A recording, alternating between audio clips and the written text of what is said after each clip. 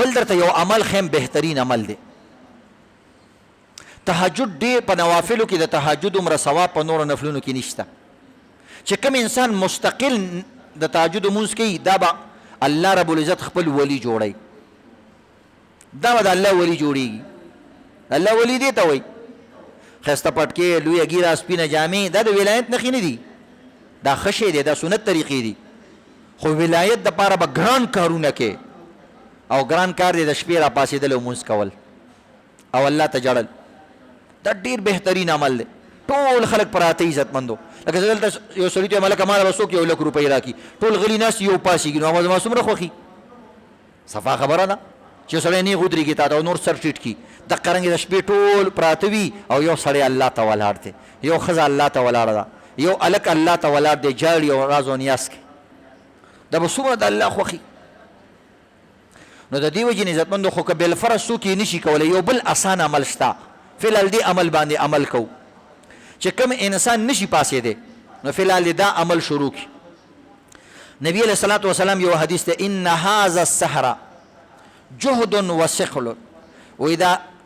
پشمني را پاسېدل او تهجد را پاسېدل دا ډېر د خوارۍ کار دی او ډېر دروند کار دی هر سړی نشي کولی خو که یو سړي شوق دی چې زه را پاسېږم او نشي را پاسېدی نو فاذا اوتر احدکم فلیرکع رکعتین نو چې کله دا د ماسخوتن مونځ اویته وکړي نو دې ټایم کې یو 2 رکعته نفل کوه د دې ویترو نه مخکې بهتر دی ځکه ویتر د شپې مونځ دی اخري مونځ دی خو بهرحال که څوک ویتر وکړي د ویترو نه بعد هم 2 رکعته مونځ کولی شي یا 4 رکعته مونځ خو 2 رکعته مونځ شي انسان وکړي د ویترو نه مخکې نو فان قام من الليل وایي که د شپې را پاسېدو دا خو ډېره ښه خبره ده هغه به هغه اعلی تهجد شي او که هغې له راپا نشېدو والا کانتا له که راپا نشېدو نو دا 2 رکعته مونځ به هم داسې شي لکه د تهجد مونځ زبردست طریقه ده 2 رکعته مونځ چې د ماسخوتن وترو نه مخکې څوک کوي دا داسې دي لکه د شپې تهجد مونځ چې د وکړلو داسې به کوم کسان چې د شپې نشو راپاڅېدی یو هفتې دپاره خو به دا عمل وکړو کم کسان به کوي انشاءالله 2 رکعته وترو نه مخکې یا وترو نه بعد خو بهتر وترو نه مخکې دي بل عزتمندو یو څو خبرې مې درته کړو د هلکانو دپاره او د دې ستاسو دپاره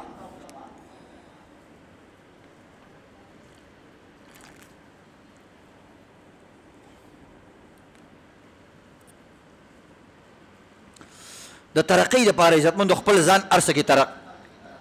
ترقي خپلول پکار دي دین کې د ټولو نه اعلی تاسو تپوس وکړي قرباني مې کړې ده تهجد الحمدلله کله نا کله کوم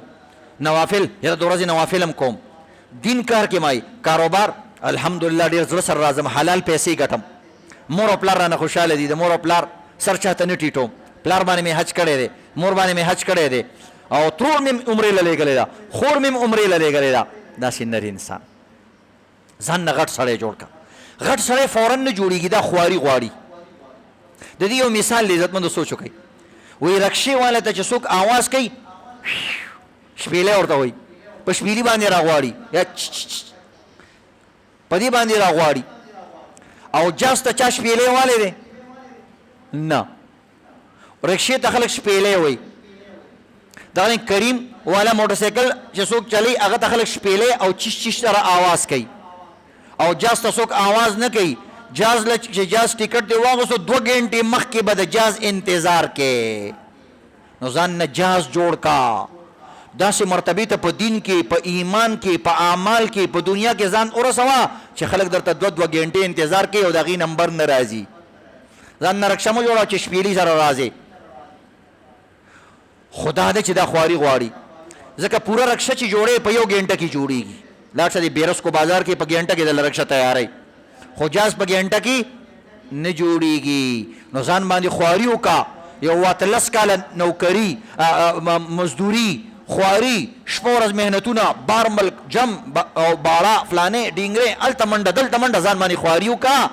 بیا به د نجاز جوړ شي فی الحال خو به شپېلې د یو په اواز به هم ځي بل په اواز باندې ځي بیا به د نجاز جوړ شي 2 غنټې به د خلک مخکې انتظار کوي پلانې مولوي صاحب را روان دی پلانې قاري صاحب را روان دی پلانې گورنر را روان دی پلانې لینډ را روان دی تکبر به نه کې خو مرتبه چې دله الله درکړه الله در درکوي د هغې دپاره خواري کوه نو انشاءالله ځان نه به جازونه جوړې که نه خو کاغذ والا جاز نه، یو کاغذ والا ماشومان اجازه هغه چې د شوري کې بازار سات پس پریوزي او چې وبو کې پریوزي پیدا کار نه یا هغه ماشومانو کشته و چې باران پیوشي ډوبېږي او ځان نه زبردست جاز دا په ډېر وخت کې کېږي عزتمندو. نو دا یاد لرئ. البته دا دی په دې کې به یو شیز خیال ساتي، محنت کې به یو شیز خیال، یو عزتمندو تکبر به نه کې، او دویم نمبر عزتمندو دا د صحت به پکې خیال ساتي چې صحت دې خرابېږي بس ځان باندې کار کموه، ځکه د ټول نه بهترین څه شی دی تن بدن صحت. نو چې صحت دی نه بیا یو روپۍ نشي ګټلی، او دغه رنګې چې څه دي ګټلي به واپس په ځان باندې لګې نو بس لاړې واپس خاشي شوې. بلکې مثلا 1 کروڑ دی ګټلي دي او یو اپریشن یې درته ولیکل چې دا د 1.5 کروڑ دی، نو لاړې 50 لک پکې قرضدار هم شوې. نو د صحت خیال به پکې ساتي او تکبر به نه کې، ځکه تکبر والا متکبر انسان د الله نه دی خوښ. دویم نمبر دا دی عزتمندو چې کوم کار کې هلته دغه استاد او د پلار قدر کوه. که استاد دې شته او که نشته په سر باندې بس کار کوه. دې دپاره مه کوه چې استاد دپاره، ځان دپاره یې کوه چې څومره ډېر کار وکړم نو زه به ډېر تکړه کېږم، تجربه به مې زیاتېږي. او د دې استاد خیال ساته چې شکر د دې استاد ډېره مهرباني چې زما غوندې سرکوز یې ځان سره نوکر کړی دی، ځکه هغه ته پته ده چې په درېیم ورځ ته بل دوکان وباسي، بیا هم ځان سره ملګری کړی، نو د ده شکریه ادا کوه. د استاد، د ډاکټر، د امام چې استاد سره نیکي وکړله د دې به شکر ادا کړي. نو دا یاد لرئ عزتمندو، موږ او تاسو د دې خیال نه ساتو. یو انکر دی، یو کس دی ویلي یو شعر راته ووایه، هغه ویل مړه شعر پرېږده یو د نصیحت خبره به درته وکړم. ویل زه دا هم ښه ده شعرونه پرېږده، یو نصیحت خبره وکړه. هغه ویل ما ته د نیکه نه دا خبره را رسېدلې ده چې د 2 ګرمي به برداشت کې، 2 ګرمیانې به برداشت کې، یو د پلار ګرمي یعنې د پلار غوسه، یو د پلار ګرمي، یو د نور ګرمي. چې کوم کسانو دا 2 ګرمیانې برداشت کړي، د پلار خبرې او د پلار غوسه او د نور ګرمۍ یعنې د ورځې کارونه په ګرمۍ سردۍ کې وکړل او پروا یې د ده ونه کړله، دا سړی کامیابېږي. کوم سړي چې د پلار ګرمي برداشت نه کړله او د نور ګرمي برداشت نه کړله نو دا دواړه چې کله اوده شي او کله ختم شي او لاړ شي د دې نه پس بیا تیاري او تیاري وي. د پلار ډیوه بلی خو چې پلار مړ شي داسې مینه بیا تا سره څوک نه کوي. او دارنګې نور چې یو ځل لاړې ډوب شو بس دغه ورځ تا نه لاړه، اوس په دې زړه ورځ کې ته خدمتونه او کارونه او محنتونه نشي کولی. نو د ورځې قدر کوه او د پلار قدر کوه. سی ډېرې بیانېږي. دویم دا دی مور پړینګ په جړا کېږي درته او پی درته نه بخم او فلانې درته نه بخم. پلار فضول خبرې نه کوي، پلار پې کوتک راړي وروره که کار کې صحیح ده کې نه ده په دې کوتک دې وام اوځه ځان نه دې خر جوړ کړی دی. نو د مور مینه زیاتی. نو زمونږ دا خلک هم عزتمندو مور ته ټلیفون هم ډېر کوي، د مور په غۍ کې سر هم دی، د پلار په غۍ کې چېرته یو هلک سر کې نه غوستو، پلار هم مینه غواړي خو دا چې دي د مور په غۍ کې سر ږدي چې ټلیفون کوي مور ته کوي، مور یې داسې داسې دي. یو سړي بار ملک نه مور ته ټلیفون وکړلو، وایي مور له مې ورکه، اوس پلار یې ناست دی، هغه ته پته چې زوی یم په تکلیف ما سره خبرې نه کوي، بیا مور ته کوي، مور ته وایي داسې چل دی او ډېره سخته ده او فلانې دی فلانې دی فلانې دی فلانې. مور یې پړینګ په ژړا شوه، پلار یې صاحب ته ناست دی، موبایل هم نه دا ښځه نه ورکوي. اواز یې ورته وکړو، ښځې ته وایي په ارام شان، وایي زوی ته دې ووایه چې ټینشنې مینشنې ماله، پلار دې ژوندی دی، هېڅ غمونه مه کوه، واپس راځه. پلار داسې شی دی، پلار داسې لوی ذات دی عزتمندو چې پلار دې ژوندی چې غریب نه غریب پلار دی که نه، د خپل زوی سر چاته نه ټیټوي. او غریب نه غریب سړی خپل زوی بادشاه غواړي چې زما زوی دې بادشاه شي، ما غریبي لیدلې ده زما دا بچی دې غریبي ونه وي. نو دا یاد لرئ کله چې تاسو باندې ټینشن راشي پلار ته وایي عزتمندو. ټیک د هغه خبرې سختې وي خو د هغه تجربه زیاته وي، تا ته خبرې کوي. بله د حل دله راویستی شي عزتمندو، پیسې پیدا کولی شي، ځمکه دله خرڅولی شي، نور څیزونه دله کولی شي، نو پلار ته عزتمندو کوي.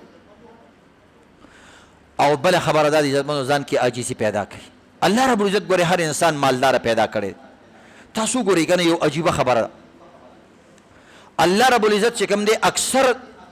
قیمتي شیونه د ځمکې لاندې پیدا کړي دي. سونې پهاړ او دغه رنګې تیل دا ټول د ځمکې لاندې راوځي، اوبه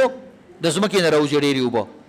معدنیات چې څومره دي مختلف قیمتي کاڼي دا د کې چېرته نه راوځي؟ د ځمکې نه راوځي. ښایسته ښایسته ګلان د کوم ځای نه راوځي؟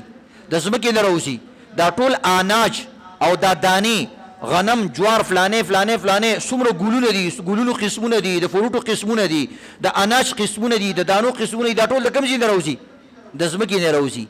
بیا هم یو سړی وایي زه ډېر غریب یم او موږ له او سوچ وکړه ټول شیونه د ځمکې نه راوځي او ځمکه الله رب العزت ستا د خپو لاندې پیدا کړې ده.